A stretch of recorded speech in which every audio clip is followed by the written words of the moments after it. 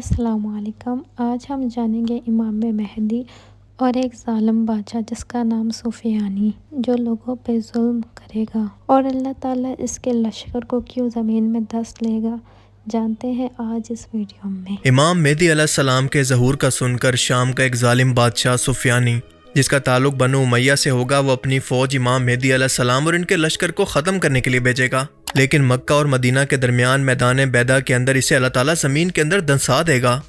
قرب قیامت کے سب سے بڑے فتنہ دجال اور اس کی فوج کا امام مہدی کی فوج سے فیصلہ کن جنگ ملک شام کے اندر کرنا۔ حدیث مبارکہ کے اندر شام کو مسلمانوں کے اکٹھا ہونے اور ایک طاقت ہونے کے لیے امن کی جگہ قرار دینا۔ حضرت عیسیٰ علیہ السلام کی شام کے موجودہ دارالحکومت دمشق کی ایک جامع مسجد کے سفید مینار پر واپسی اور خاص طور پر یاجوج ماجوج کے فتنے کا شام کے اندر اسی جگہ پر شدید ہونا کہ حضرت عیسیٰ علیہ السلام اپنے ماننے والوں کو لے کر دمشق کے پہاڑوں میں پناہ لینے پر مجبور ہو جائیں۔ ملک شام کی سرزمین کا قرب قیامت کے حالات کے اندر کردار انتہائی اہم ہے، اور اس لیے آج اس ملک کے موجودہ حالات کو صرف پولیٹیکل اختلافات اور خانہ جنگی سے ہٹ کر اسلامی نقطہ نظر سے دیکھنا انتہائی ضروری ہے، تاکہ ہم یہ جان سکیں کہ یہ تمام حالات بلا وجہ نہیں بن رہے، بلکہ یہ دنیا اپنے خاتمے کی طرف بڑھ رہی ہے اور امام مہدی علیہ السلام کا ظہور اب بہت جلد بس ہونے ہی والا ہے۔ آئیے جانتے ہیں کہ کیسے۔ ملک شام کی سرزمین اسلامی تاریخ کے اندر انتہائی اہم مقام رکھتی ہے۔ یہ انبیاء کی سرزمین ہے جسے فتنوں کے دور کے اندر امن کی جگہ اور تمام مسلمانوں کے ایک جگہ پر اکٹھا ہونے کی جگہ کے طور پر حدیث مبارکہ کے اندر حکم دیا گیا ہے کہ اس سرزمین کی طرف ہجرت کرنا۔ حضرت ابراہیم علیہ السلام نے عراق سے ہجرت کر کے شام کی طرف سفر کیا اور اسی جگہ پر رہنے لگے۔ حضرت لوط علیہ السلام کی قوم اسی ملک کے اندر آباد تھی، اور حضرت یعقوب علیہ السلام اور حضرت یوسف علیہ السلام کا پیدائشی وطن بھی یہی تھا۔ حضرت داؤد اور حضرت سلیمان علیہ السلام کے دور کے اندر یہ علاقہ انتہائی اہم تھا۔ حضرت عیسیٰ علیہ السلام کی پیدائش کے بعد ان کی نبوت اور دعوت کا تعلق بھی اسی علاقے سے ہے۔ اسلامی تاریخ میں بنو امیہ کی بادشاہت کا مرکز ملک شام کی سرزمین تھی، اور قرآن و حدیث کے اندر شام کی سرزمین کو برکت والی اور مبارک سرزمین کے طور پر بیان کیا گیا ہے، کیونکہ قرآن کریم میں ارشاد ہوتا ہے کہ ہم نے ابراہیم اور لوط کو اس سرزمین کی طرف بچا لیا جسے ہم نے تمام جہانوں کے لیے بابرکت بنایا تھا، اور اس کے بعد فرمایا کہ پاک ہے وہ ذات جو کہ اپنے بندے کو راتوں رات مسجد الحرام سے مسجد الاقصیٰ تک لے کر گیا، جس کے ارد گرد ہم نے برکت دی ہے۔ اور اس قرآنی آیت کے اندر ارد گرد کے علاقے سے مراد ملک شام کی سرزمین ہے۔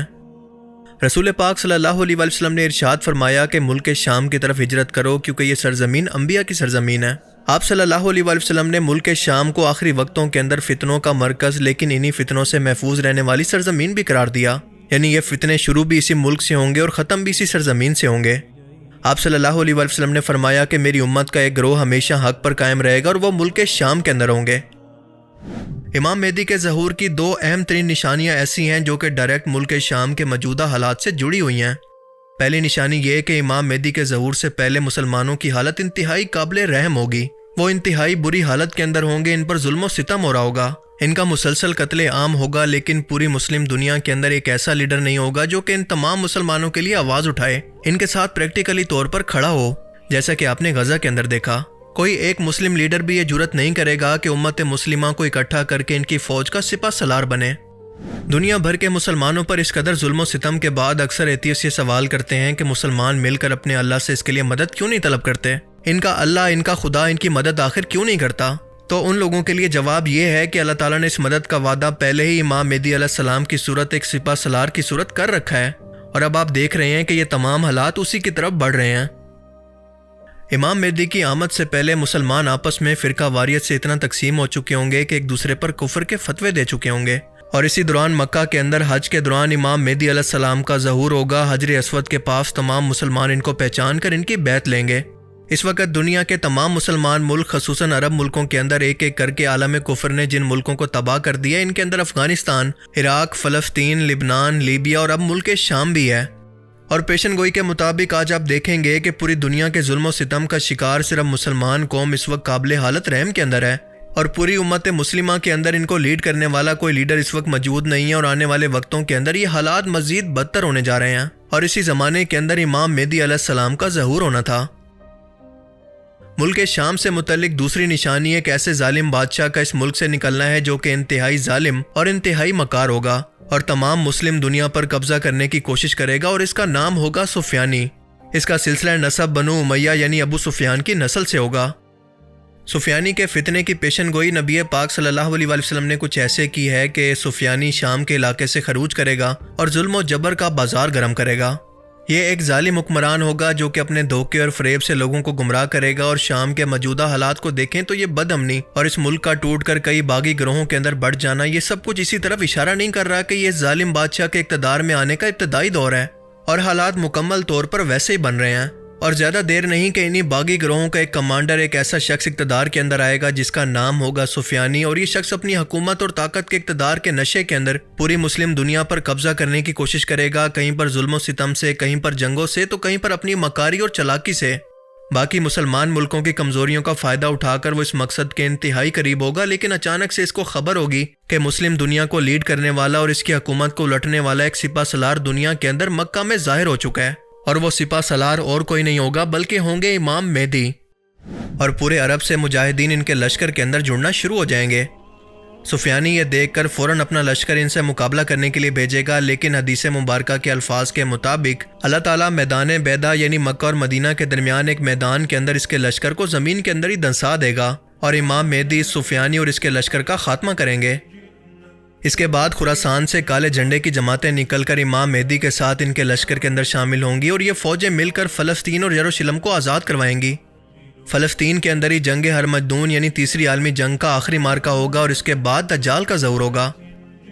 دجالی فوجیں امام مہدی علیہ السلام کے لشکر پر بھاری پڑیں گی، جس کے بعد ان تمام مسلم فوجوں کا وقتی طور پر پیچھے ہٹ کر آخری پڑاؤ ہوگا ملک شام کی سرزمین، اور اسی لیے حدیث مبارکہ کے اندر کہا گیا ہے کہ جب فتنے بڑھ جائیں تو شام کی طرف ہجرت کرو۔ دجال کے اس فتنہ عظیم کو ختم کرنے کی ذمہ داری اللہ تعالیٰ نے اتنی ہی بڑی شخصیت کو دی ہے، جو کہ شام دمشق کے جامع مسجد کے مینار پر اس وقت فرشتوں کے کندھوں پر ہاتھ رکھ کر نازل ہوں گے، جب امام مہدی علیہ السلام اور ان کا لشکر ایک جگہ پر دجال اور اس کی فوج کے ہاتھوں چاروں طرف سے مکمل طور پر گر چکے ہوں گے، اور آخری حملہ کر کے ان کو ختم کرنا چاہتے ہوں گے۔ اور بالکل اسی ٹائم پر ظہور ہوگا حضرت عیسیٰ علیہ السلام کا۔ حضرت عیسیٰ علیہ السلام کی آمد کے بعد یہ دجال حضرت عیسیٰ کو دیکھ کر خوف سے پگھلنے لگے گا، جیسے نمک پانی کے اندر گھل جاتا ہے۔ وہ بھاگنے کی کوشش کرے گا اور شام سے اپنی جان بچا کر اسرائیل کے اندر جا کر پناہ لے گا، لیکن یہاں سے بھی بھاگنے کی کوشش کرے گا، لیکن آخر کار باب لوط کے مقام پر پکڑا جائے گا اور حضرت عیسیٰ علیہ السلام اس کو قتل کریں گے۔ حیرت انگیز طور پر آج اسی باب لوط کے مقام پر ایک ایئرپورٹ بین گوریان انٹرنیشنل ایئرپورٹ بن چکا ہے، جو کہ اسرائیل کا سب سے بڑا اور مصروف ترین ہوائی اڈہ ہے۔ یہ موجودہ تل ابیب شہر کے انتہائی قریب واقع ہے۔ یہاں پر یہ بات نوٹ کرنے کی ہے کہ جنگ کے دوران اونچی جگہ کو خصوصاً پہاڑوں کو بہت ہی اہمیت حاصل ہوتی ہے۔ یہ وہ قدرتی طاقت ہیں جو کہ بڑی سے بڑی ٹیکنالوجی اور تباہی کو بھی برداشت کرنے کی طاقت رکھتے ہیں اور انسانوں کی جان بچا سکتے ہیں۔ بہت سے لوگوں کو لگتا ہے کہ پہاڑوں کے اندر جانے کا مطلب ان کے اندر موجود کوئی غیر معمولی طاقتیں ہوں گی، لیکن ایسا نہیں ہے۔ مثال کے طور پر حالیہ ٹائم کے اندر افغانستان کی مثال لے لیں۔ یو ایس افغان جنگ کے دوران 20 سال تک امریکن آرمی افغانستان جنگجوؤں پر اپنی ہر جدید ٹیکنالوجی، ڈرونز اور انٹیلیجنس سے حملہ کرتی رہی، لیکن جب بھی یہ حملہ کرتی تو یہاں پر افغان سپاہی پہاڑوں کی سرنگوں کے اندر چھپ جاتے۔ اپنی ہر کارروائی کے بعد وہ ایسا ہی کرتے، کیونکہ وہ جانتے ہیں کہ دنیا کا کوئی بھی بوم جتنا بھی سٹرونگ ہو، پہاڑوں کا کچھ نہیں بگاڑ سکتا۔ اور بالکل یہی کام یعنی انسانوں کی پروٹیکشن یہ پہاڑ اس وقت بھی کریں گے۔ اور اسی لیے حدیث شریف کے اندر یہ بھی آتا ہے کہ جب فتنہ دجال اپنے عروج پر ہوگا تو اپنی جان بچانے کے لیے پہاڑوں کا رخ کرو، جہاں پر اس کی کوئی بھی ٹیکنالوجی کام نہیں کرے گی، ایون کہ سیٹلائٹ کے ذریعے بھی یہاں پر چھپے لوگوں کو دیکھنا ممکن نہیں۔ حضرت عیسیٰ علیہ السلام کے ماننے والے لوگوں کے لیے بھی یاجوج ماجوج سے پناہ کے لیے یہ پہاڑ سب سے بڑی پروٹیکشن ہوں گے، یعنی یہ پہاڑ ان کو دجالی ٹیکنالوجی کے خلاف لڑنے میں مدد کریں گے۔ مثال کے طور پر حدیث مبارکہ کے اندر دجال کے گدھے کا ذکر ملتا ہے، جو کہ آج کی ٹیکنالوجی کے مطابق ایک اسٹیلتھ ایئر کرافٹ ہے کہ اس پر بیٹھ کر وہ مہینوں کا سفر کئی گھنٹوں کے اندر یا منٹوں کے اندر طے کر لے گا۔ اور آج کے ٹائم میں اگر ہم اس ٹیکنالوجی کو سمجھنے کی کوشش کریں تو یہ اسٹیلتھ ایئر کرافٹ ٹیکنالوجی ہے جو کہ مہینوں کا سفر گھنٹوں میں کر سکتی ہے، اور یہی وہ ایئر کرافٹ ہے جس پر بیٹھ کر دجال باب لوط کے مقام سے ایئرپورٹ سے فرار ہونے کی کوشش کرے گا، لیکن عیسیٰ علیہ السلام اس کو یہاں پر قتل کر دیں گے۔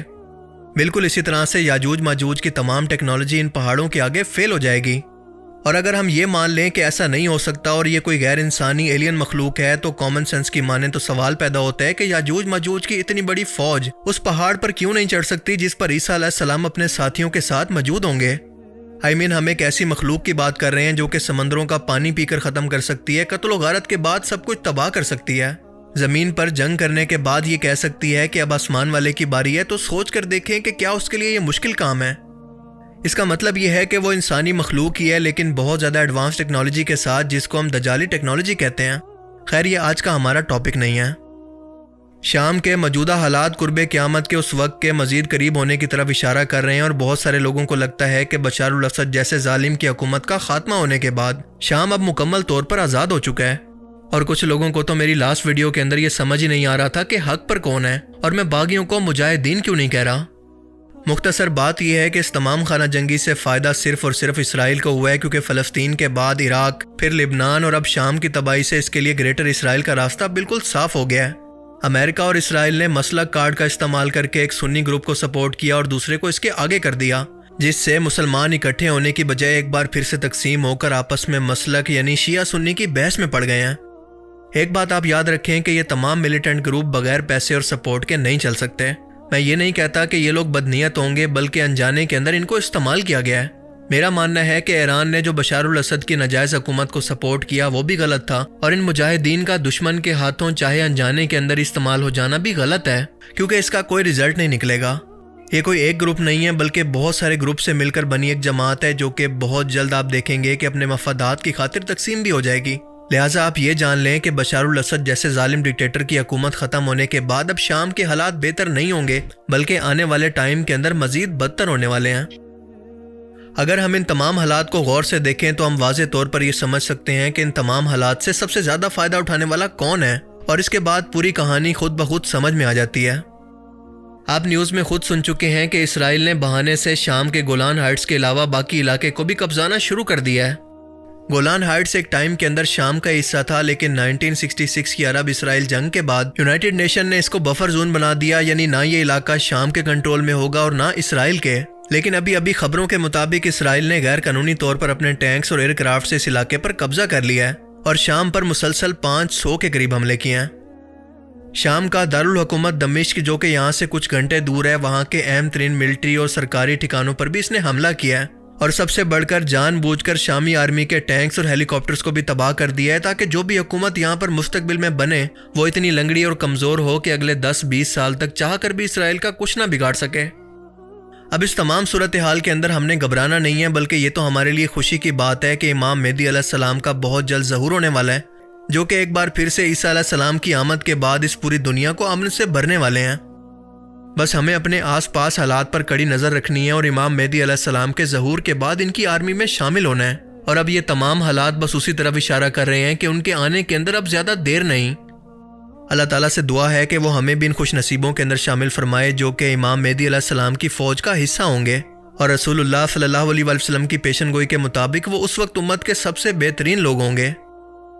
باقی آپ اس بارے میں کیا سوچتے ہیں؟ اپنی قیمتی رائے کا اظہار کمنٹ سیکشن میں ضرور کریں۔